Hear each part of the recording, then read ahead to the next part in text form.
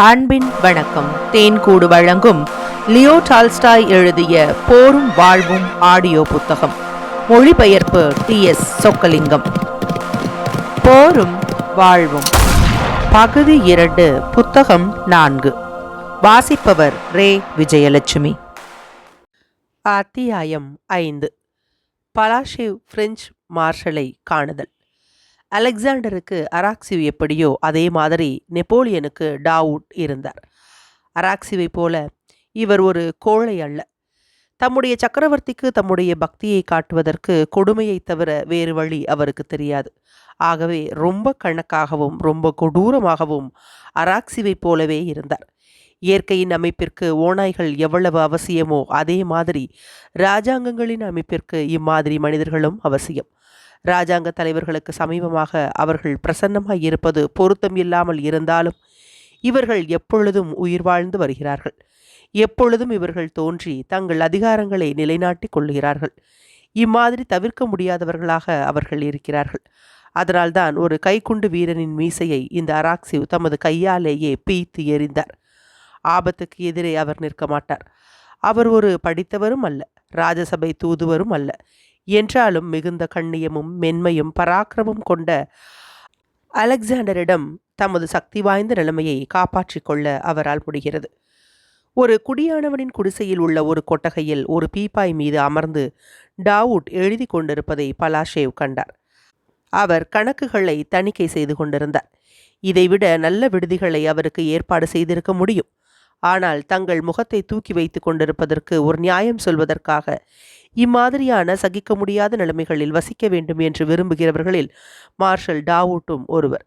அதற்காகவே தான் அவர்கள் எப்பொழுதும் கடுமையாகவும் அவசரமாகவும் வேலை செய்து கொண்டே இருக்கிறார்கள். ஒரு ஆபாசமான கொட்டகையில் ஒரு பீப்பாய் மீது அமர்ந்து வேலை செய்து கொண்டிருக்கும் நான் வாழ்க்கையின் பிரகாசமான அம்சங்களை எம்மாதிரி நினைக்க முடியும் என்று அவருடைய முகத்தோற்றம் கூறுவது போல் இருந்தது. யாராவது உற்சாகம் உள்ளவர்களை அவர்கள் சந்தேகிக்க நேரிட்டால் தாங்கள் மிகுந்த கடுமையான வேலை செய்வதாக காட்டிக்கொள்வதுதான் அவர்களுடைய முக்கியமான மகிழ்ச்சியாகவும் அவசியமாகவும் இருக்கின்றன. பலாஷேவை உள்ளே அழைத்து வந்தபோது டாவூட் இதே மகிழ்ச்சியை அனுபவித்தார். ருஷ்ய ஜெனரல் உள்ளே நுழைந்தபோது இன்னும் அதிக கடுமையாக தமது வேலையில் கவனம் செலுத்தினார். கண்ணாடிக்கு மேலாக பலாஷேவின் முகத்தை பார்த்தார். முராட்டிடம் அவர் பேசியதாலும் காலை நேரத்தின் அழகினாலும் அவருடைய முகம் உற்சாகம் அடைந்திருந்தது. இதை டாவூட் கண்டார். பலாஷேவை கண்டதும் அவர் எழுந்திருக்கவில்லை, அசையக்கூட இல்லை. ஆனால் துவேஷத்தோடு சுளித்து இகழ்ச்சியோடு பார்த்தார். இம்மாதிரி தாம் நடந்து கொள்வதால் பலாஷேவின் முகத்தில் அதிருப்தி தோற்றம் ஏற்படுவதை கண்டவுடன் டாவூட் தலை நிமிர்ந்து அவருக்கு என்ன வேண்டுமென்று அலட்சியமாக கேட்டார். அலெக்சாண்டர் சக்கரவர்த்திக்கு தாம் காப்பாளர்களின் ஜெனரல் என்பதையும் அவரிடமிருந்து நெப்போலியனுக்கு தூதராக வந்திருக்கிறார் என்பதையும் அறியாமல் தான் டாவூட் தம்மை இம்மாதிரி நடத்துகிறார் என்று பலாஷேவ் நினைத்தார். உடனே தமது அந்தஸ்தையும் தாம் வந்த தூது வேலையையும் பற்றி அவருக்கு எடுத்துச் சொன்னார். இவற்றை கேட்ட பின்பும் எதிர்பார்த்ததற்கு விரோதமாக டாவூட் இன்னும் அதிகமான முரட்டுத்தனமாகவும் கோபமாகவும் தோன்றினார். உமது கடிதத்தை எங்கே? அதை என்னிடம் கொடும், நான் சக்கரவர்த்திக்கு அனுப்புவேன் என்று அவர் கூறினார். சக்கரவர்த்தியிடம் நேராக அந்த கடிதத்தை கொடுக்க வேண்டும் என்று தாம் உத்தரவிடப்பட்டிருப்பதாக பலாஷேவ் சொன்னார். உங்களுடைய இராணுவத்தில் தான் உம்முடைய சக்கரவர்த்தியின் உத்தரவுகளுக்கு கீழ்ப்படிந்தாக வேண்டும். ஆனால் இங்கே உமக்கு என்ன சொல்லுகிறோமோ அதன்படி நீர் செய்ய வேண்டும் என்று டாவூட் சொன்னார். மிருகபலத்தை தாம் எவ்வளவு தூரம் நம்பி இருக்கிறார் என்பதை அந்த ருஷ்ய ஜெனரல் அறிந்து கொள்வதற்காக உடனே தமது உதவியாளரை கூப்பிட்டு அங்கே அலுவலில் இருக்கும் அதிகாரியை அழைத்து வரும்படி உத்தரவிட்டார். பலாஷேவ் சக்கரவர்த்தியின் கடிதத்தை எடுத்து அந்த மேஜை மீது வைத்தார். 2 பீப்பாய்களுக்கு மேலாக ஒரு கதவு பலகையை வைத்திருந்தார்கள். அதில் அதனுடைய கீழ்கள் தொங்கிக் கொண்டிருந்தன. அதைத்தான் மேஜையாக உபயோகித்து வந்தார். டாவூட் அந்த கடிதத்தை எடுத்து அதன் மேல் எழுதப்பட்டிருந்த விலாசத்தை வாசித்தார். என்னை மரியாதையுடன் நடத்துவதற்கோ நடத்தாததற்கோ உமக்கு பூரண சுதந்திரம் உண்டு. ஆனால் மாட்சிமை தங்கிய சக்கரவர்த்திக்கு நான் தான் உதவியாளர் ஜெனரல் என்று பலாஷேவ் ஆட்சேபித்தார். பலாஷேவின் முகத்தை டாவூட் மௌனமாய் பார்த்து அதில் தோன்றிய பரபரப்பையும் குழப்பத்தையும் கண்டு மகிழ்ச்சி கொண்டார். தகுதிக்கு தக்கபடி நீர் நடத்தப்படுவீர் என்று அவர் சொல்லிவிட்டு அந்த கடிதத்தை தமது ஜேபியில் வைத்து கொண்டு அந்த கொட்டகையை விட்டு வெளியே போனார். ஒரு நிமிஷத்திற்கு பின்னால் அந்த மார்ஷலின் உதவியாளரான டி காஸ்டிரஸ் என்பவர் உள்ளே வந்து பலாஷேவை அவருக்காக ஏற்பாடு செய்யப்பட்டிருந்த விடுதிகளுக்கு அழைத்துச் சென்றார். அன்று அந்த மார்ஷலோடு அந்த பீப்பாய்களின் மீது வைக்கப்பட்டிருந்த பலகை முன்னால் அமர்ந்து அவர் டின்னர் சாப்பிட்டார். மறுநாள் காலையில் பலாஷேவை தம்மிடம் வரும்படி அழைத்து அங்கேயே அவர் தங்கியிருக்கும்படியும் சரக்கு வண்டிகள் அங்கிருந்து கிளம்புமானால் அதோடு அவர் போகும்படியும் திருவாளர் டி காஸ்டியஸை தவிர வேறு யாருடனும் அவர் பேசக்கூடாது என்றும் கண்டிப்பாக சொல்லிவிட்டு டாவூட் வெளியே சவாரி போனார். 4 நாட்களாக தனிமையான வெறுப்படைந்த வாழ்க்கையில் அவர் இருந்து கொண்டிருந்தார். தம்மால் ஒன்றும் செய்ய முடியாததையும் தம்மை மிகவும் அற்பமாக மதிப்பதையும் அவர் உணர்ந்தார். சமீப காலமாக அவர் மிகுந்த அதிகாரத்தோடு இருந்து வந்தபடியால் இந்த உணர்ச்சிகள் அவரை அதிகமாக பாதித்தன. மார்ஷலின் சரக்கு வண்டிகளோடும் பிரெஞ்சு இராணுவத்தோடும் பல பிரயாணங்களை அவர் செய்தார். அந்த ஜில்லா முழுவதையும் பிரெஞ்சு இராணுவம் ஆக்கிரமித்து கொண்டது. கடைசியாக இப்பொழுது பிரெஞ்சுக்காரர்களால் ஆக்கிரமிக்கப்பட்ட விலினாவுக்கு அவர் கொண்டு வரப்பட்டார். அந்த நகரில் அதே வாசல் வழியாகத்தான் 4 தினங்களுக்கு முன்னால் அவர் புறப்பட்டு போனார். சக்கரவர்த்தியின் ஏவல் கணவானான கோமகன் டூரென் மறுநாள் பலாஷேவிடம் வந்து அவருக்கு சக்கரவர்த்தி ஒரு பேட்டி கொடுத்து கௌரவிக்க விரும்புவதாக தெரிவித்தார். 4 நாட்களுக்கு முன்பாக புரோப்ராஜென்ஸ்க் பட்டாளத்தைச் சேர்ந்த வீரர்கள் அந்த வீட்டிற்கு முன்பாக காவல் இருந்து வந்தார்கள். அதே வீட்டிற்கு பலாஷேவ் அழைத்துச் செல்லப்பட்டார். இப்பொழுது அந்த வீட்டின் முன்பாக 2 பிரெஞ்சு கைக்குண்டு வீரர்கள் நீல நிற யூனிஃபார்ம் அணிந்து முன்பக்கத்தில் பொத்தான்கள் போடாமல் ரோம தொப்பிகளை தலைகளில் அணிந்து நின்று கொண்டிருந்தார்கள். அவர்களோடு குதிரைப்படை வீரர்களும் உலான்களும் பிரமாதமாக ஆடைகள் அணிந்த மெய்காப்பாளர்களும் கௌரவ வேலைக்கார பையன்களும் ஜெனரல்களும் நெப்போலியன் வெளியே வருவதற்காக மண்டப முற்றத்தில் நெப்போலியனுடைய சேணமிடப்பட்ட குதிரையையும் அவருடைய அடிமையான ரூஸ்டனையும் சுற்றி நின்று கொண்டிருந்தார்கள். அலெக்சாண்டர் பலாஷேவை எந்த மாளிகையிலிருந்து தூது அனுப்பினாரோ அதே மாளிகையில் இப்பொழுது நெப்போலியன் அமர்ந்து பலாஷேவிற்கு பேட்டி கொடுத்தார். அத்தியாயம் 5 நிறைவுற்றது. அத்தியாயம் 6. பலாஷேவுக்கு நெப்போலியன் பதில். சக்கரவர்த்திகளின் ஆடம்பரங்களில் பலாஷேவ் பழகி போயிருந்தாலும் நெப்போலியன் ராஜசபையில் உள்ள சுகானுபவங்களையும் படோடவங்களையும் கண்டு பலாஷேவ் மலைத்து போனார். கோமகன் டூரன் அவரை ஒரு பெரிய வரவேற்பு அறைக்கு அழைத்துச் சென்றார். அங்கே பல ஜெனரல்களும் ஏவல் கணவான்களும் போலந்து பிரபுக்களும் காத்திருந்தார்கள். அந்த போலந்து பிரபுக்களில் பலரை ருஷ்ய சக்கரவர்த்தியின் ராஜசபையில் பலாஷேவ் பார்த்திருக்கிறார். நெப்போலியன் வெளியே சவாரி போவதற்கு முன்பாக அந்த ருஷ்ய ஜெனரலுக்கு பேட்டி கொடுப்பார் என்று டியூராக் வந்து சொன்னார். சில நிமிஷங்களுக்கு பின்னால் அங்கே அலுவலில் இருந்த ஏவல் கணவான் அந்த பெரிய வரவேற்பு அறைக்கு வந்து மரியாதையோடு தலைகுனிந்து தம்முடன் வரும்படி பலாஷேவை அழைத்தார். பலாஷேவ் ஒரு சிறிய வரவேற்பு அறைக்குள் போனார்.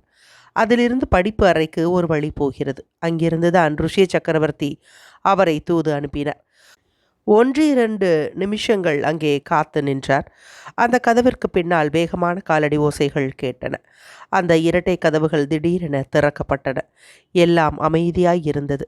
திடீரென்று அந்த படிப்பு அறையிலிருந்து உறுதியான காலடி ஓசைகள் கேட்டன. அவைதான் நெப்போலியனின் காலடி ஓசைகள். வெளியே சவாரி போவதற்கு அவர் அப்பொழுதுதான் ஆடைகள் அணிந்து முடித்திருந்தார். ஒரு நீல நிற யூனிஃபார்ம் அணிந்திருந்தார். உள்ளே ஒரு வெள்ளை உள்சட்டை காணப்பட்டது. அவருடைய தொந்தியை மறைக்கக்கூடிய அளவில் முன்பக்கம் அவருடைய யூனிஃபார்ம் திறந்திருக்கும். அவருடைய குட்டையான கால்களையும் தொடைகளையும் பிடித்து நின்ற மாதிரி தோலிலான கால் சட்டைகளை அணிந்திருந்தார். உயரமான பூட்சுகளை கால்களில் போட்டிருந்தார். அவருடைய குட்டையான தலைமுடியை வாரிவிட்டிருந்த போதிலும் அதில் ஒரு சுருளை அவருடைய அகன்ற நெத்தியின் மத்தியில் தொங்கிக் கொண்டிருந்தது. யூனிபாரத்திற்கு மேலாக அணிந்திருந்த கருப்பு கழுத்து பட்டைக்கு மேலாக அவருடைய வெள்ளை கழுத்து எடுப்பாய் காணப்பட்டது. ஒடிகோலான் வாசனையை அவர் பூசியிருந்தார். அவருடைய வாலிப தோற்றமுள்ள முகத்தில் அவருடைய நாடி பிரதானமாய் இருந்தது. அவருடைய முழு முகமும் இராஜாங்க வரவேற்பை காட்டக்கூடிய கருணையும் கம்பீரமான தோற்றத்தையும் கொண்டிருந்தது. ஒவ்வொரு அடியையும் நிதானமாய் எடுத்து வைத்து தலையை சிறிது பின்னால் சாய்த்து உற்சாகமாய் அவர் உள்ளே வந்தார். அவருடைய குட்டையான உருவம் நகலமான தோள்களோடு மார்பும் வயிறும் தம்மை அறியாமல் முன்னால் நீண்டு நிற்பதாக காணப்பட்டது. அந்த உருவம் ஒரு சௌக்கியமான சூழ்நிலையில் வாழ்ந்து வரும் 40 வயதான மனிதர்களுக்கு ஏற்படக்கூடிய அந்த கம்பீரமான எடுப்பான தோற்றங்களை கொடுத்து வந்தன. பலாஷேவ் மிகவும் தாழ்ந்து மரியாதையோடு தலை வணங்கியதற்கு பதிலாக அவர் தலையை ஆட்டினார். அவரிடம் நெருங்கி வந்து தமது நேரத்தில் ஒவ்வொரு வினாடியும் முக்கியமானது என்று நினைக்கிறவரைப் போல உடனே பேச ஆரம்பித்தார். தாம் என்ன பேசுவது என்பதை முன்னாலேயே தயார் செய்ய வேண்டும் என்று அவர் நினைப்பவராக தோன்றவில்லை. தாம் சொல்லுவதெல்லாம் சரியாகவே இருக்கும் என்றும் அதை சரியாகவே அவர் பேசுவார் என்றும் நிச்சயம் கொண்டவரைப் போல பேச ஆரம்பித்தார். வணக்கம் ஜெனரலே. சக்கரவர்த்தி அலெக்சாண்டரிடமிருந்து நீர் கொண்டு வந்திருந்த கடிதத்தை நான் பெற்றுக்கொண்டேன். உம்மை பார்ப்பதற்காக நான் மிகுந்த மகிழ்ச்சி கொள்கிறேன் என்று அவர் சொன்னார். தமது பெரிய கண்களால் பலாஷேவின் முகத்தை நோக்கிவிட்டு பின்னால் அவருக்கு பின்பாக தமது பார்வையை செலுத்தினார். பலாஷேவின் மூர்த்தி விலாசத்தில் அவருக்கு கொஞ்சம் கூட சிரத்தை இல்லை என்பதை அது தெளிவாக காட்டியது. தம்முடைய மனதில் என்ன நடந்து கொண்டிருக்கிறதோ அதில்தான் அவருக்கு சிரத்தை இருப்பதாக தோன்றியது. அவருக்கு புறம்பாக நடக்கிற எதிலும் அவருக்கு முக்கியத்துவம் கிடையாது. ஏனெனில் இந்த உலகத்தில் உள்ள ஒவ்வொரு விஷயமும் அவருடைய அபிப்பிராயத்திலேயே பூரணமாக சார்ந்து இருக்கின்றன என்று அவருக்கு தோன்றியது. யுத்தத்தை நான் விரும்பவில்லை, விரும்பியதும் இல்லை. ஆனால் என் மீது அது கட்டாயமாக திணிக்கப்பட்டது. இப்பொழுதும் கூட நீர் எனக்கு சமாதானம் சொல்லக்கூடுமானால் அதை கேட்க நான் தயாராக இருக்கிறேன் என்றார். ருஷ்ய சர்க்காருடன் அவருக்கு ஏற்பட்டுள்ள அதிருப்திக்கான காரணங்களை தெளிவாகவும் சுருக்கமாகவும் அவர் சொல்ல ஆரம்பித்தார். மிதமான சௌஜன்யமான தொனியில் பிரெஞ்சு சக்கரவர்த்தி பேசியதிலிருந்து அவர் சமாதானத்தை விரும்புகிறார் என்றும் அதற்கான பேச்சுவார்த்தைகளில் இறங்க நினைக்கிறார் என்றும் பலாஷேவ் உறுதியாக நினைத்தார். நெப்போலியன் பேசி முடித்ததும் கேள்விக்குறியோடு ருஷ்ய தூதரை நோக்கினார். வெகு நேரத்திற்கு முன்பாகவே தாம் தயார் செய்து வைத்திருந்த பேச்சை பலாஷேவ் ஆரம்பித்தார். மாட்சிமை தங்கியவரே, எனது எஜமானரான சக்கரவர்த்தி என்று அவர் சொல்ல ஆரம்பித்ததும் எதிரே நிற்கும் சக்கரவர்த்தியின் பார்வை அவர் மீது இருப்பதைக் கண்டு குழம்பினார். நீர் படபடத்து போயிருக்கிறீர், கொஞ்சம் ஆசுவாசப்படுத்திக் கொள்ளும் என்று சொல்லுவதைப் போல வெளியே நன்றாக தெரியாத ஒரு புன்முறுவலோடு பலாஷேவின் யூனிஃபாரத்தையும் உடைவாளையும் நெப்போலியன் நோக்கினார். பலாஷேவ் தம்மை நிதானப்படுத்தி கொண்டு பேச ஆரம்பித்தார். பிரயாணச் சீட்டுகள் வேண்டுமென்று குராக்கின் கேட்டதும் யுத்தத்தை ஆரம்பிப்பதற்கு போதுமான காரணம் ஆகாது என்று அலெக்சாண்டர் சக்கரவர்த்தி நினைப்பதாக அவர் சொன்னார். குராக்கின் என்பவர் தம்முடைய சொந்த போக்கிலேயே அம்மாதிரி நடந்து கொண்டதாகவும் அவருடைய சக்கரவர்த்தியின் சம்மதத்தை அவர் பெறவில்லை என்றும் அலெக்சாண்டர் சக்கரவர்த்தி யுத்தத்தை விரும்பவில்லை என்றும் இங்கிலாந்துடன் எவ்விதமான உறவும் கிடையாது என்றும் அவர் சொன்னார்.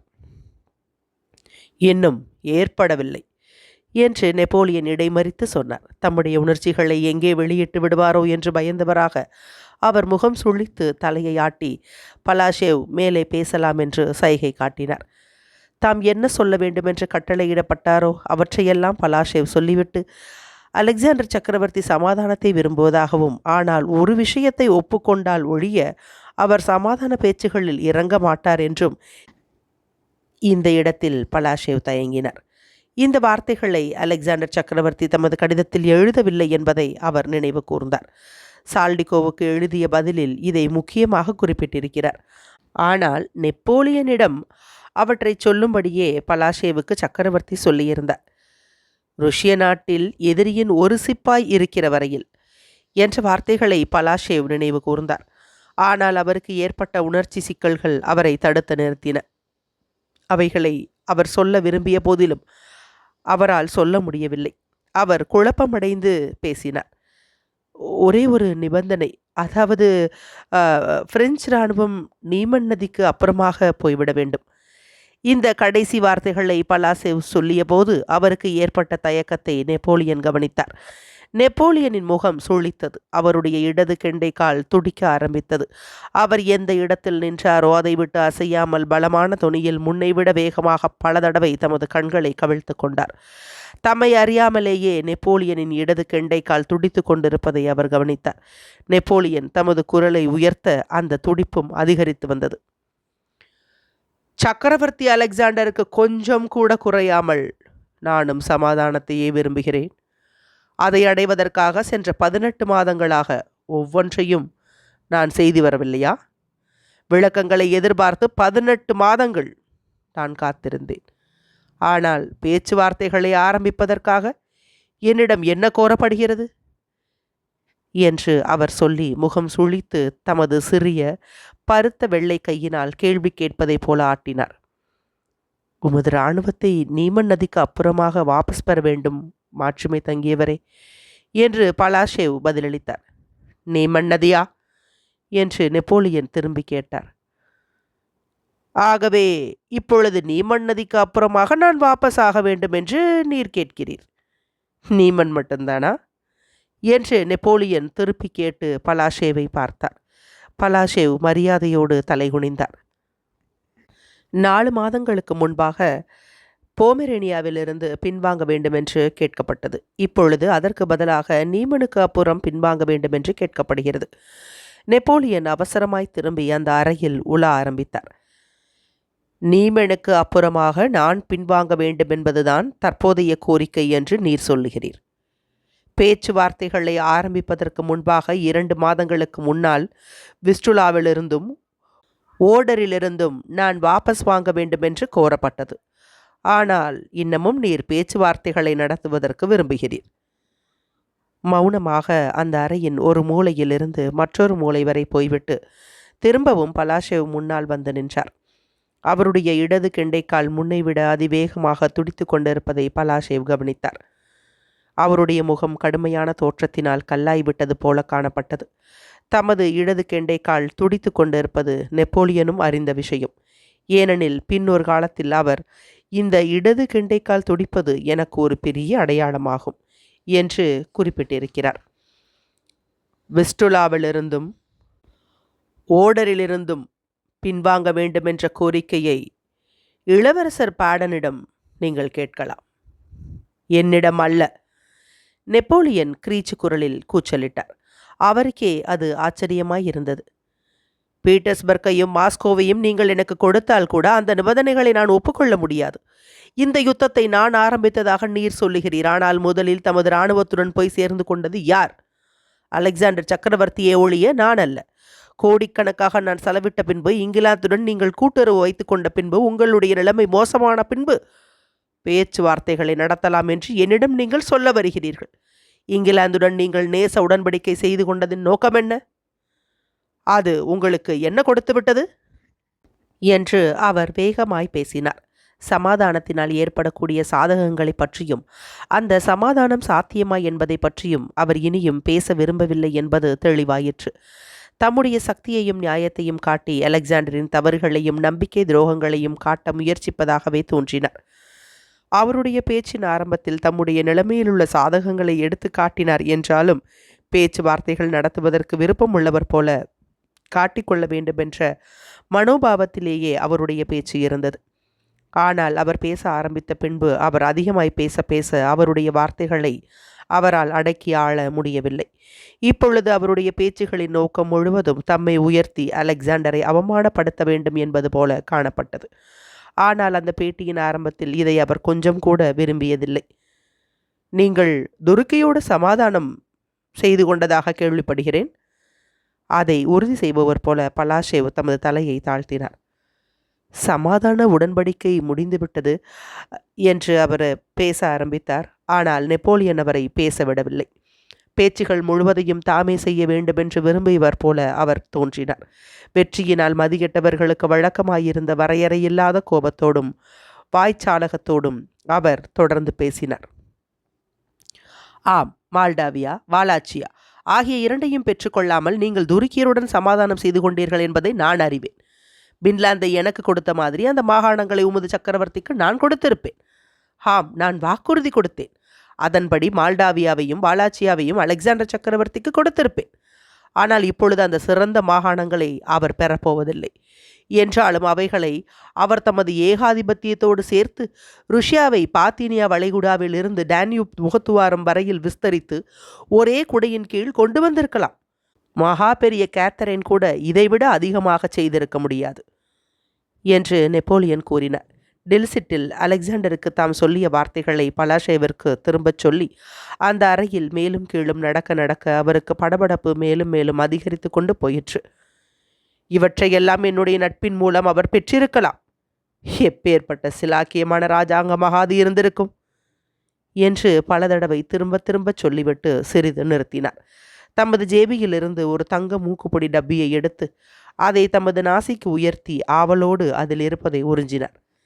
எப்பேற்பட்ட சிலாக்கியமான ராஜாங்கமாக அலெக்சாண்டர் சக்கரவர்த்தியின் ராஜாங்கம் இருந்திருக்க முடியும்?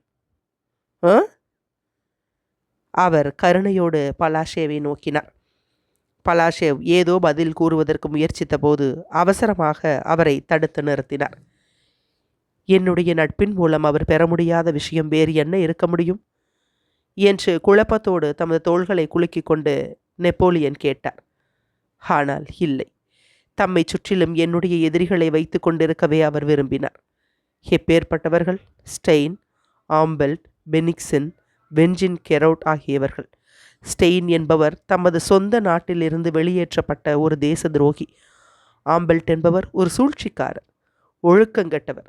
வெஞ்சின் கெரோட் என்பவர் தப்பி ஓடிய ஒரு பிரெஞ்சுக்காரர். பெனிக்சன் என்பவர் மற்றவர்களை விட ஒரு நல்ல சிப்பாய் என்றாலும் திறமையற்றவர். 1807 அவரால் எதுவும் செய்ய முடியவில்லை. அவர் செய்த காரியங்கள் அலெக்சாண்டர் சக்கரவர்த்தியின் மனதில் பயங்கர சம்பவங்களாய் தோன்றிக் கொண்டிருக்கும்.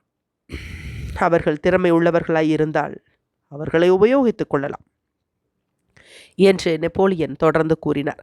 தாம் எவ்வளவு பலமாகவும் எவ்வளவு நியாயமாகவும் இருக்கிறார் என்பதை நிரூபிப்பதற்கு அவருடைய மனதில் தோன்றி பொங்கிக் கொண்டிருந்த கருத்துக்களை அவ்வளவு வேகத்தில் தமது வார்த்தைகளால் வெளிப்படுத்த முடியாமல் அவசரமாய் பேசினார். அவருடைய அபிப்பிராயத்தில் பலமும் நியாயமும் ஒன்றுதான் என்று தோன்றியது. ஆனால் அவர்கள் திறமை உள்ளவர்கள் அல்ல. அவர்கள் யுத்தத்திற்கோ அல்லது சமாதானத்திற்கோ பொருத்தமானவர்கள் அல்ல. பார்க்லே என்பவர் அவர்கள் எல்லாரையும் விட மிகுந்த திறமைசாலி என்று சொல்லப்படுகிறது. ஆனால் யுத்த களத்தில் அவர் செய்த முதல் காரியங்களிலிருந்து என்னால் அப்படி மதிக்க முடியவில்லை. இவர்கள் எல்லாம், இந்த ராஜசபை தூதர்கள் எல்லாம் என்ன செய்து கொண்டிருக்கிறார்கள்? பூயல் என்பவர் ஒரு காரியத்தை பிரேரிக்கிறார், ஆம்பெல்ட் என்பவர் ஆட்சேபிக்கிறார், பெனிக்சன் என்பவர் அதை ஆலோசிக்கிறார். ஆனால் எதை தீர்மானிப்பது என்பது அவருக்கு தெரியாது. இதற்கிடையில் காலம் கழிந்து கொண்டு போகிறது. எந்த விதமான பலனும் ஏற்பட போவதில்லை. பாக்ரேஷன் ஒருவர்தான் ஒரு இராணுவ பேர்வழி. ஆனால் அவர் ஒரு முட்டாள். அவருக்கு அனுபவமும் வேகமாய் கிரகிக்கும் சக்தியும் உறுதியும் உண்டு. உம்முடைய வாலிப சக்கரவர்த்தி இந்த கிராதக கூட்டத்தில் எவ்விதமாக நடந்து கொண்டிருக்கிறார்? அவரை ஒன்றும் செய்ய விடாமல் செய்து நடப்பவைகளை எல்லாம் அவர் மீது பொறுப்பை போட்டு விடுகிறார்கள். ஒரு ஜெனரலாய் இருந்தால் ஒழிய ஒரு சக்கரவர்த்தி தமது இராணுவத்தோடு கலந்திருக்க கூடாது என்றார் நெப்போலியன். அலெக்சாண்டர் சக்கரவர்த்தியை நேருக்கு நேராக வாதுக்கு அழைக்கிற மாதிரி இந்த வார்த்தைகள் இருந்தன. ஒரு இராணுவ கமாண்டராக இருக்க வேண்டும் என்று அலெக்சாண்டர் எவ்வளவு விருப்பம் உள்ளவராய் இருக்கிறார் என்பதை அவர் அறிவார். இந்த படையெடுப்பு ஒரு வாரத்திற்கு முன்புதான் ஆரம்பமாயிற்று. வில்னாவை காப்பாற்றிக் கொள்ளக்கூட உங்களால் முடியவில்லை. உங்கள் இராணுவம் இரண்டாய் துண்டிக்கப்பட்டு போலந்து மாகாணங்களிலிருந்து விரட்டி அடிக்கப்பட்டது. உங்கள் இராணுவம் அதிருப்தி அடைந்திருக்கிறது. அதற்கு மாறாக மாட்சிமை தங்கியவரே என்று பலாஷேவ் சொன்னார். அவரிடம் என்ன பேசினார் என்பதை அவர் ஞாபகப்படுத்தி கொள்ள முடியாதவராகவும், நெப்போலியனின் வார்த்தைகளாலான வான வேடிக்கைகளை புரிந்து கொள்ள முடியாதவராயும் அவர் இருந்தார். அவளினால் துருப்புகள் எல்லாம் கொதித்து கொண்டிருக்கிறார்கள். எனக்கு ஒவ்வொன்றும் தெரியும் என்று நெப்போலியன் இடைமறித்தார். எனக்கு ஒவ்வொன்றும் தெரியும். என்னுடைய படைகளை நான் அறிந்திருப்பது போல உங்களிடம் எத்தனை படைகள் இருக்கின்றன என்பதை நான் அறிவேன். உங்களிடம் 2,00,000 பேர் கூட இல்லை. நான் பிரமாணமாகச் சொல்கிறேன் என்று நெப்போலியன் தமது பிரமாணத்திற்கு மதிப்பு கிடையாது என்பதை மறந்து பேசினார். விஸ்டுலா நதிக்கு இப்பக்கமாக 5,30,000 வீரர்களை நான் வைத்திருக்கிறேன் என்பதை உமக்கு பிரமாணமாகச் சொல்லுகிறேன். துருக்கியர்களால் உங்களுக்கு ஒரு உபயோகமும் இல்லை. அவர்கள் உங்களிடம் சமாதானம் செய்து கொண்டதிலிருந்தே அவர்கள் உபயோகமற்றவர்கள் என்பதை காட்டிக்கொண்டார்கள். ஸ்வீடிஷ்காரர்களை பொறுத்தவரையில் பைத்தியக்கார மன்னர்களால் தான் அவர்கள் ஆளப்பட வேண்டும் என்று அவர்களின் விதியாயிருக்கிறது. அவர்களுடைய மன்னர் ஒருவர் பைத்தியக்காரரானார். ஆனால் மாற்றி வேறு ஒருவரை வைத்தார்கள், பெர்னாடெட் என்ற. அவரும் சீக்கிரமாக பைத்தியமானார். ஏனெனில் பைத்தியம் பிடித்திருந்தால் ஒழிய ருஷ்யாவுடன் யாரும் சேரமாட்டார்கள். நெப்போலியன் துவேஷத்தோடு பல்லை இழித்தார். மீண்டும் தமது பொடிடப்பியை தமது நாசிக்கு கொண்டு போனார். நெப்போலியனின் பேச்சுகள் ஒவ்வொன்றிற்கும் எப்படி பதில் சொல்லுவது என்பது பலாஷேவிற்கு தெரியும். அவர் அப்படி பதில் சொல்லியும் இருப்பார். அவர் எதையோ சொல்ல விரும்புவதைப் போல தொடர்ச்சியாக சைகைகள் காட்டி வந்த போதிலும் நெப்போலியன் எப்பொழுதும் அவரை இடைமறித்து கொண்டிருந்தார். ஸ்வீடிஷ்காரர்கள் பைத்தியம் பிடித்தவர்கள் என்று நெப்போலியன் கூறியதற்கு பதிலாக பலாஷேவ் பதில் சொல்ல விரும்பினார். ஸ்வீடன் கட்சியில் ருஷ்யா இருந்தபோது ஸ்வீடன் அநேகமாக ஒரு தீவு மாதிரியே இருந்தது என்று சொல்ல விரும்பினார். ஆனால் நெப்போலியன் அவருடைய வார்த்தைகளை அமுக்குகிற மாதிரி கோபமாக கூச்சலிட்டு கொண்டே இருந்தார். பேச்சு பேச்சு என்று பேசிக்கொண்டே இருந்து தம்மிடம் நியாயம் இருப்பதாக தமக்கு நம்பிக்கை ஏற்படுகிற விதத்தில் பேசிக்கொண்டே இருக்கும் அத்தகைய எரிச்சலான நிலைமையில் நெப்போலியன் இருந்தார். பலாஷேவ் கஷ்டமாக உணர ஆரம்பித்தார். ஒரு தூதர் என்ற முறையில் தமது கௌரவம் கீழே போகிறதாக நினைத்து பதில் சொல்ல வேண்டிய அவசியத்தை உணர்ந்தார். ஆனால் ஒரு மனிதர் என்ற முறையில் அந்த நெப்போலியனின் ஆதாரமற்ற கோபத்திற்கு முன்பாக அவர் நடுங்கிக் கொண்டிருந்தார்.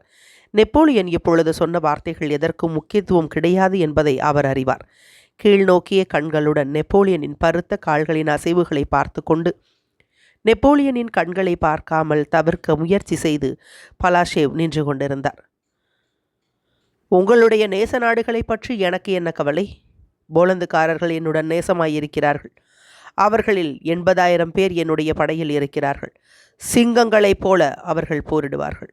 சீக்கிரமாக அவர்களுடைய தொகை 2 லட்சம் ஆகிவிடும் என்று நெப்போலியன் சொன்னார். இந்த வெளிப்படையான பொய்யை சொன்னதற்காக நெப்போலியன் மிகுந்த பரபரப்பு அடைந்தவராக பலாஷேவ் தம் எதிரில் இன்னமும் மௌனமாகவே விதியின் செயலுக்கு கீழ்ப்படிந்து நிற்பது போல காணப்பட்டதையும் பார்த்து நெப்போலியன் திடீரென்று திரும்பி பலாஷேவ் முகத்திற்கு பக்கம் நெருங்கி வேகமாக தமது வெள்ளை கைகளை ஆட்டி கூச்சலிட்டார்.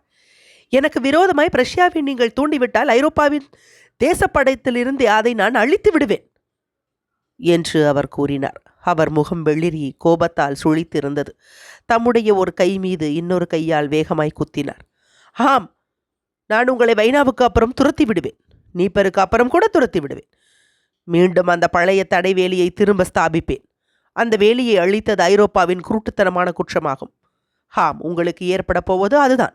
என்னை விரோதித்து கொண்டதால் உங்களுக்கு கிடைத்த பலன் அதுதான் என்று சொல்லிவிட்டு பல தடவை அந்த அறையில் மேலும் கீழும் நடந்தார். அவருடைய பருத்த தோள்கள் சுழித்தன. அவர் தமது பொடிடப்பியை உள் சட்டையின் ஜேபியில் போட்டுவிட்டு மீண்டும் அதை எடுத்து பல தடவை தமது நாசிக்கு உயர்த்தி பலாஷேவ் முன்பாக நின்றார்.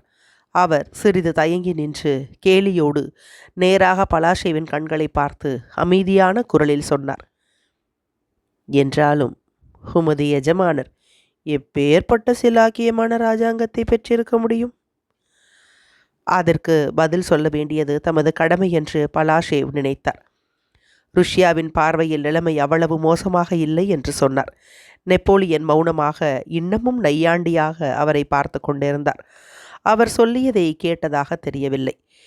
இந்த யுத்தத்திலிருந்து மிகுந்த சிறந்த பலன்கள் ஏற்படக்கூடும் என்று ருஷ்யாவில் எதிர்பார்ப்பதாக பலாஷேவ் கூறினார். நெப்போலியன் தயவு காட்டுவதைப் போல தலையை அசைத்தார். நீரப்படி சொல்ல வேண்டியது உமது கடமை என்று எனக்கு தெரியும். ஆனால் நீரே அதை நம்பவில்லை. நான் உமக்கு நிரூபித்து விட்டேன் என்று கூறுவதைப் போல அவருடைய தலையசைப்பு இருந்தது. பலாஷேவ் பேசி முடித்ததும் நெப்போலியன் மீண்டும் தமது பொடிடப்பையை எடுத்து நாசியினால் அதை உறிஞ்சிவிட்டு தாம் புறப்பட தயாராக இருப்பதை காட்டுவதற்காக தமது பாதத்தால் 2 தடவை பூமியை உதைத்தார். கதவு திறக்கப்பட்டது. ஒரு ஏவல் கணவான் உள்ளே வந்து மரியாதையோடு தலை வணங்கி சக்கரவர்த்திக்கு அவருடைய தொப்பியையும் கையுறைகளையும் கொடுத்தார். அவர்களை திரும்பி பார்க்காமலேயே பலாஷேவிடம் திரும்பி அவர் சொன்னார், நான் முன்பு எவ்வளவு தூரம் அவரிடம் பக்தி கொண்டிருந்தேனோ அதே மாதிரி இப்பொழுதும் கொண்டிருப்பதாக அலெக்சாண்டர் சக்கரவர்த்தியிடம் உறுதி கூறும். அவரை எனக்கு பூரணமாக தெரியும். அவருடைய உயர்ந்த குணங்களுக்காக அவரை மிக உயர்வான மதிப்பில் நான் வைத்திருக்கிறேன். ஜெனரலே, உம்மை இனியும் தாமதிக்க வைக்க மாட்டேன். சக்கரவர்த்திக்கு நான் கொடுக்கும் கடிதம் உமக்கு வந்து சேரும் என்று அவர் சொல்லிவிட்டு தமது தொப்பியை கையில் எடுத்து கொண்டார். நெப்போலியன் விரைவாக வாசலுக்கு போனார். வரவேற்பு அறையில் உள்ள ஒவ்வொருவரும் முன்னதாக ஓடி படிக்கட்டுகளில் இறங்கினார்கள். அத்தியாயம் 6 நிறைவுற்றது. அத்தியாயம் 7. பலாஷேவ் நெப்போலியனிடம் விடைபெறுதல். இவற்றையெல்லாம் நெப்போலியன் சொல்லிய பின்பு அந்த கோப கூச்சல்களையும் கடைசியாக பேசிய வறண்ட வார்த்தைகளான, ஜெனரலே, உம்மை நான் இனியும் தாமதிக்க விடமாட்டேன், எனது கடிதம் உமக்கு வந்து சேரும் என்பவைகளையும் கேட்ட பின்பு நெப்போலியன் தம்மை பார்க்க விரும்ப மாட்டார் என்றும் மற்றொரு தடவை தம்மோடு பேசுவதை அவர் தவிர்ப்பார் என்றும் முக்கியமாக அவருடைய காரணமற்ற கோபத்தை கண்ட பின்பும் ஒரு அவமானப்படுத்தப்பட்ட தூதரை சந்திக்க மாட்டார் என்றும் பலாஷேவ் நினைத்தார். ஆனால் சக்கரவர்த்தியுடன் அன்று டின்னர் சாப்பிட வரும்படி பலாஷேவ் ஆச்சரியப்படக்கூடிய விதத்தில் டியூராக் மூலம் அவருக்கு அழைப்பு கிடைத்தது. பெசியர்ஸ், காலென்கோட், பெர்த்தியர் ஆகியவர்களும் டின்னரில் பிரசன்னமாயிருந்தார்கள்.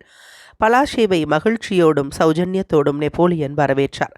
அன்று காலையில் அவர் காட்டிய கோபத்திற்காக அடக்கத்தையோ சுய கண்டனத்தையோ அவர் காட்டிக்கொள்ளவில்லை. அதற்கு மாறாக பலாஷேவ் சங்கோஜமில்லாமல் இருப்பதற்காக அவர் முயற்சித்தார். தாம் ஒரு தவறு செய்வது என்பது நடக்காத காரியம் என்பதை வெகு காலத்திற்கு முன்பே அவர் உறுதியாக நம்பியுள்ளார் என்பது தெளிவாய் தெரிந்தது. அவருடைய அபிப்பிராயத்தில் அவர் எது செய்தாலும் அது சரியாகத்தான் இருக்க வேண்டும் என்றே நம்பி வந்தார். அவர் செய்கிற காரியம் சரியான காரியங்களோடோ அல்லது தவறான காரியங்களோடோ பொருந்தி இருக்கின்றன என்பதற்காக அவர் அப்படி நினைக்கவில்லை. தாம் செய்தார் என்பதனால் அது சரியாகத்தான் இருக்க வேண்டும் என்கிற ஒரே முடிவையே அவர் கொண்டிருந்தார். வில்னா தெருக்கள் வழியாக சக்கரவர்த்தி சவாரி வந்தபோது மக்களின் கூட்டம் பரவசத்தோடு அவருக்கு வாழ்த்து கூறி அவரை பின்தொடர்ந்தன. அந்த சவாரிக்கு பின்னால் சக்கரவர்த்தி மிகுந்த நல்ல சுவாபத்தோடு இருந்தார். வில்னா தெருக்களில் அவர் சவாரி போன ரஸ்தாக்களில் உள்ள ஜன்னல்களையும் கொடிகளையும் அவருடைய எழுத்து சின்னங்களையும் அலங்காரமாய் தொங்கவிட்டிருந்தார்கள். போலிஷ் சீமாட்டிகள் அவரை வரவேற்று தங்கள் கைக்குட்டைகளை அவருக்காக ஆட்டினார்கள். டின்னரில் பலாஷேவை தமது பக்கமாக நெப்போலியன் வைத்து கொண்டார். பலாஷேவை சௌஜன்யமாக நடத்தியதோடு தமது ராஜசபை தூதர்களில் அவர் ஒருவர் என்பதைப் போலவும் தமது திட்டங்களில் நம்பிக்கை கொண்டவர்களில் அவர் ஒருவர் என்பதைப் போலவும் தமது வெற்றியில் மகிழ்ச்சி கொள்ளக்கூடியவர்களில் அவர் ஒருவர் என்பதைப் போலவும் அவரிடம் நடந்து கொண்டார். சம்பாஷணையின் போது மாஸ்கோவை பற்றி அவர் பிரஸ்தாபித்தார். ருஷ்யாவின் தலைநகரான மாஸ்கோவை பற்றி பலாஷேவிடம் கேட்டபோது ஒரு பிரயாணி தாம் விஜயம் செய்ய போகும் ஒரு புதிய நகரத்தை பற்றி கேட்டு தெரிந்து கொள்வது போல மட்டுமே அவர் கேட்கவில்லை. தாம் கேள்வி கேட்பதால் ஒரு ருஷ்யர் என்ற முறையில் பலாஷேவ் மிகுந்த பெருமை கொள்வார் என்று நம்பி அவர் கேட்டார். மாஸ்கோவில் எத்தனை பேர் வசிக்கிறார்கள்? எத்தனை வீடுகள் இருக்கின்றன? மாஸ்கோவை பரிசுத்த மாஸ்கோ என்று அழைப்பது உண்மையா? மாஸ்கோவில் எத்தனை மாதா கோயில்கள் இருக்கின்றன என்று அவர் கேட்டார். அங்கே 200 மாதா கோயில்களுக்கு மேலாக இருக்கின்றன என்ற பதிலை கேட்டவுடன் அவர் சொன்னார், எதற்காக அத்தனை மாதா கோயில்கள் கட்ட வேண்டும்? ருஷ்யர்கள் மிகுந்த பக்தி உள்ளவர்கள் என்று பலாஷேவ் சொன்னார். ஆனால் ஏராளமான சந்நியாசி மடங்களும் மாதா கோயில்களும் இருப்பது எப்பொழுதுமே மக்களின் பிற்போக்கின் சின்னங்களாகவே விளங்கும் என்று நெப்போலியன் சொல்லிவிட்டு தாம் கூறிய இந்த அபிப்பிராயத்தை ஆதரிக்க விரும்புவதைப் போல காலென்கோர்ட்டை திரும்பி பார்த்தார். பிரெஞ்சு சக்கரவர்த்தி சொல்லியதை தாம் ஒப்புக்கொள்ளவில்லை என்று பலாஷேவ் மரியாதையோடு கூறினார். ஒவ்வொரு நாட்டிற்கும் அதனுடைய சொந்த குணம் உண்டு என்று அவர் சொன்னார். ஆனால் ஐரோப்பாவில் வேறு எங்கும் இம்மாதிரி இல்லை என்று நெப்போலியன் சொன்னார். மாட்சிமை தங்கியவர் மன்னிக்க வேண்டும், ருஷ்யாவை தவிர ஸ்பெயின் நாடு இருக்கிறது. அங்கே கூட ஏராளமான மாதா கோயில்களும் சந்நியாசி மடங்களும் இருக்கின்றன என்று பலாஷேவ் கூறினார். ஸ்பெயின் தேசத்தில் சமீபத்தில் பிரெஞ்சுக்காரர்கள் தோல்வியடைந்தார்கள். ஆகவே இம்மாதிரி பலாஷேவ் கொடுத்த பதிலை பின்னால் அவர் அலெக்சாண்டரின் ராஜசபையில் சொல்லிய போது எல்லாரும் பாராட்டினார்கள்.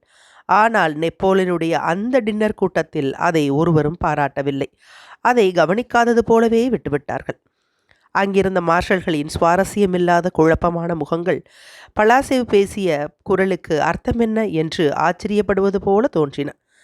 அவர் சொல்வதில் ஏதாவது ஒரு முக்கியமான விஷயம் இருந்தால் அது எங்களுக்கு தெரியவில்லை, அல்லது அந்த பேச்சு புத்திசாலித்தனமாகவும் இல்லை என்று அவர்களுடைய முகத்தோற்றங்கள் சொல்லுவது போல் இருந்தன. ஆகவே அவருடைய பதிலை ஒருவரும் பாராட்டவில்லை. நெப்போலியன் அதை கவனிக்கவில்லை. மாஸ்கோவிற்கு போகிற நேரான ரஸ்தா எந்த பட்டணங்களில் வழியாக போகிறது என்று சாதாரணமாக பலாஷேவை கேட்டார். டின்னர் முழுவதிலும் மிகுந்த ஜாக்கிரதையோடு இருந்த பலாஷேவ், எல்லா ரஸ்தாக்களும் மாஸ்கோவிற்கே போகின்றன என்று சொன்னார். பல ரஸ்தாக்கள் இருக்கின்றன என்றும் பால்டாவா அதாவது இந்த பால்டாவாக்கு கீழே ஒரு குறிப்பு இருக்குது. 100 வருஷங்களுக்கு முன்பாக 1709ஆம் வருஷத்தில் ஸ்வீடன் தேசத்து மன்னரான 12வது சார்லஸ் ருஷ்யா மீது படையெடுத்தார். ருஷ்யாவின் சக்கரவர்த்தியான மகாபெரிய பீட்டர் என்பவர் பால்டாவா என்ற இடத்தில் பூரணமாக அவரை தோற்கடித்தார். மிகுந்த சிரமத்தோடு துருக்கிக்கு அவர் தப்பி ஓடினார். இதுதான் அந்த பால்டாவான்ற இடத்துடைய வரலாறுன்னு வச்சுக்கலாம். இப்போ நம்ம மறுபடியும் நாவலுக்குள்ளே போகலாம். பல ரஸ்தாக்கள் இருக்கின்றன என்றும் பால்டாவா வழியாக போகிற ரஸ்தாவில் தான் 12வது சார்லஸ் போனார் என்றும் அவர் கூறினார். தமது பொருத்தமான பதிலை கண்டு தம்மை அறியாமலேயே மகிழ்ச்சியோடு பலாஷேவ் முகம் சிவந்தார். ஆனால் பால்டாவா என்ற வார்த்தையை அவர் சொல்லி முடிக்கும் முன்பாக காலின் கோட் பேச ஆரம்பித்தார். பீட்டர்ஸ்பர்க்கிலிருந்து மாஸ்கோவிற்கு போகும் ரஸ்தா மிகவும் மோசமானது என்று கூறி பீட்டர்ஸ்பர்க்கில் தனக்கு ஏற்பட்ட அனுபவங்களையும் கூறினார்.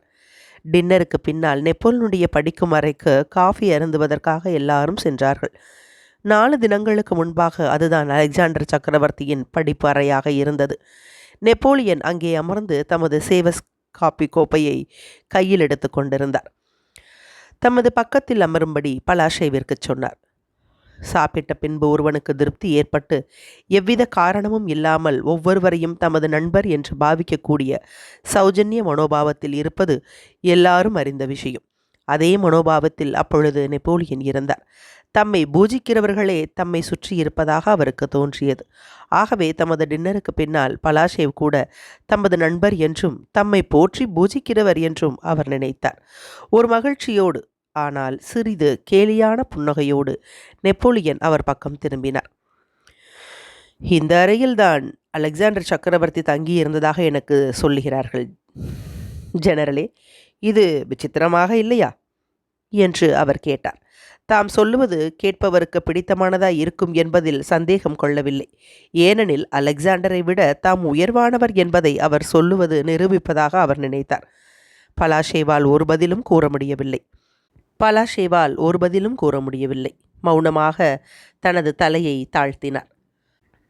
ஆம், 4 நாட்களுக்கு முன்பாக இதே அறையில் வின்ஜின் கெரோடும் ஸ்டைனும் ஆலோசனை நடத்தி கொண்டிருந்தார்கள் என்று நெப்போலியன் ஒரு இகழ்ச்சியான சுயநம்பிக்கை கொண்ட புன்முறுவலோடு தொடர்ந்து பேசினார். அலெக்சாண்டர் சக்கரவர்த்தி என்னுடைய சொந்த விரோதிகளை தம்மை சுற்றிலும் வைத்து கொண்டிருப்பதைத்தான் என்னால் புரிந்து கொள்ள முடியவில்லை. அதை என்னால் புரிந்து கொள்ள முடியவில்லை. அதே மாதிரி நானும் செய்ய முடியும் என்பதை அவர் நினைத்து பார்க்கவில்லையா என்று சொல்லி கேள்விக்குறியோடு பலாஷேவை நெப்போலியன் திரும்பி பார்த்தார்.